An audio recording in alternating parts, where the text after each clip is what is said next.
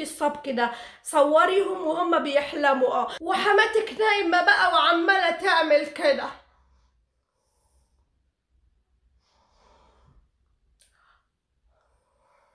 اشتتن اشتوت.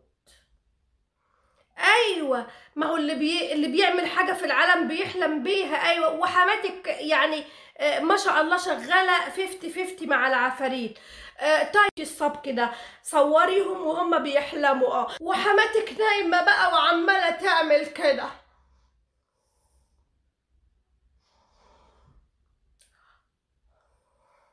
اشتتن اشتوت.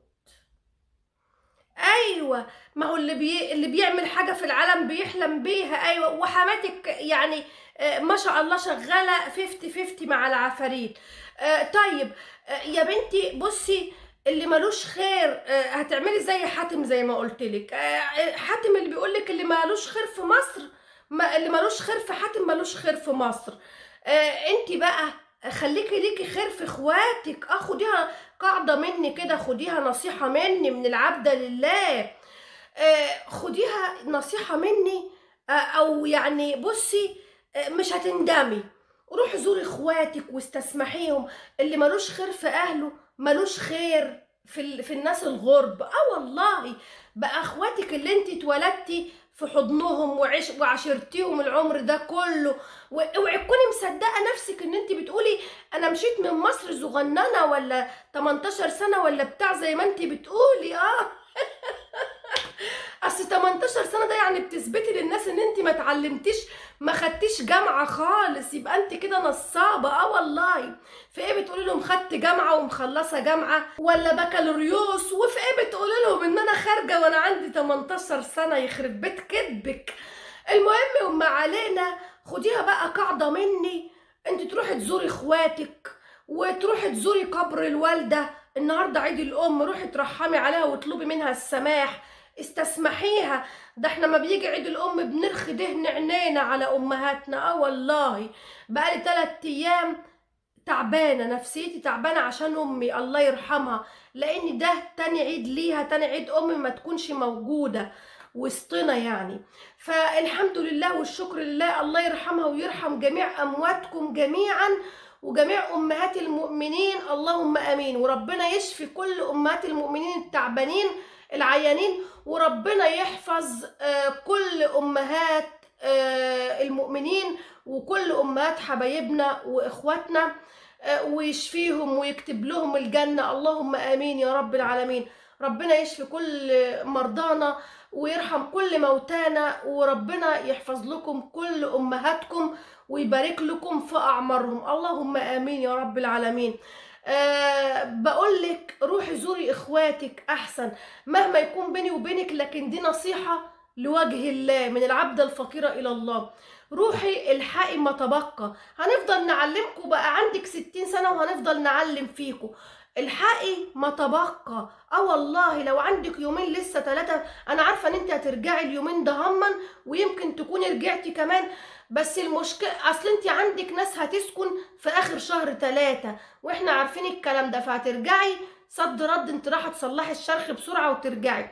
بس احب اطمنك، الشرخ عايز فلوس كتير قوي على ما يتصلح.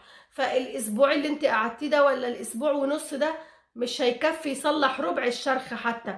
انت بتتكلمي في ايه؟ ده الشرخ عميق قوي ياما، ده الشرخ عايز فلوس كتير قوي. عايز عيدية وعايز سحور وعايز فطور في شهر رمضان وعايز ضحية في العيد الكبير. انت مفكرة ان هي جت على شنط رمضان بس؟ لا لا لا لا لا ده عايزين الضحية. عايزين الضحية بتاعت العيد الكبير، عايزين يمصمصوا يا بت وياكلوا يا بت.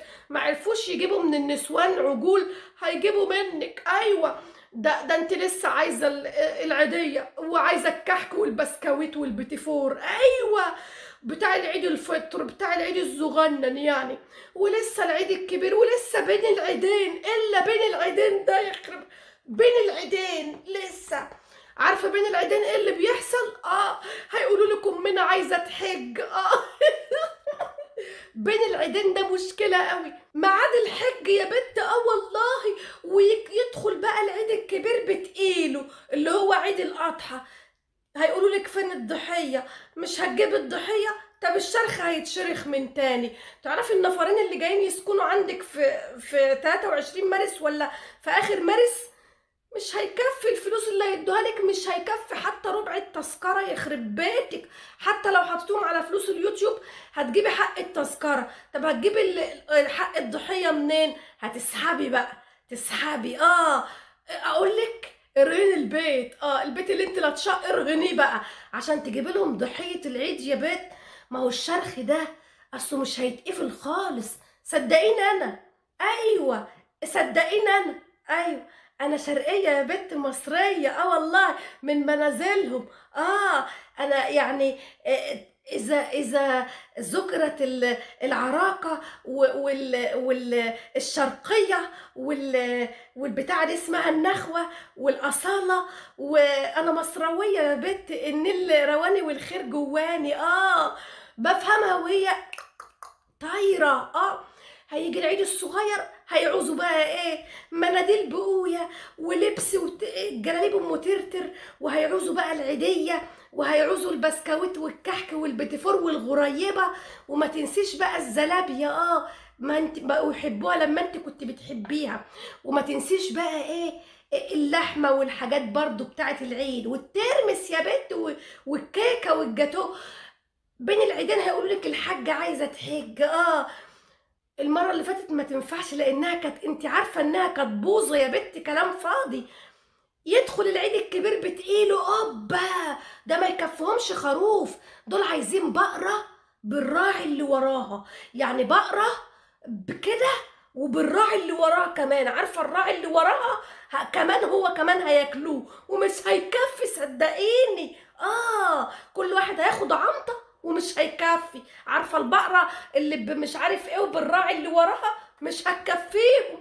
هيدفعوك الجلد والسقط لغايه ما يمحمحوكي ويمصمصوكي، وتمشي بقى تتجنني وتمشي في الدنيا زي ما كنت مجنونه في سوريا، وبتمشي بشعرك منكوش وتقولي ميلتوا بختي، ويجروا وراكي يجيبوكي زي الجاموسه الهي ويربطوكي في الاوضه وتجري تاني.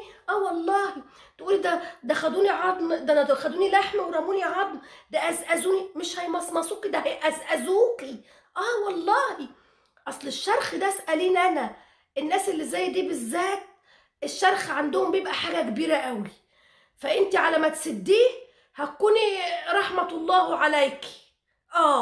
ونبقى نقري عليكي بقى بفطير وفسيخ من اللي انت بتحبيه، وكنت عايزه تحطي برفان بالميه بتاعته، وهنقري عليكي باللحمه اللي انت خدتيها من قدام الواد الصغير، حته الفرخه بعد ما اديتها له رجعتي طمعتي فيها، وهنقري عليكي بكل حاجه كنت بتحبيها على فكره، وهنقري عليكي بقى بالفجل.